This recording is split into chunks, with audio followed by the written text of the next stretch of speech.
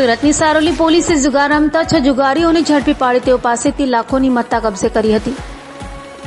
સુરતની Saroli police મથકનો staff પેટ્રોલિંગમાં હતો ત્યારે બાતમીના આધારે સણિયા અહેમદ ગામ ખાતે આવેલ ઓમ રેજન્સીના 12મા માળે એક ફ્લેટમાં દરોડા પાડ્યા હતા અને ત્યાંથી જુગાર રમતા જુગારીઓ વિરેન્દ્રસિંહ ડોડિયા, શૈલેષ ચોટલિયા, તેજસ પટેલ, ભાવેશ પટેલ, કૃણાલ પટેલ અને મયુર ગુજારાને ઝડપી પાડ્યા હતા। પોલીસે આરોપીઓ પાસેથી રોકડા રૂપિયા, કાર, મોબાઈલ, મોપેડ સહિત 6,92,000થી વધુની મત્તા કબજે કરી કાયદેસરની કાર્યવાહી હાથ ધરી હતી।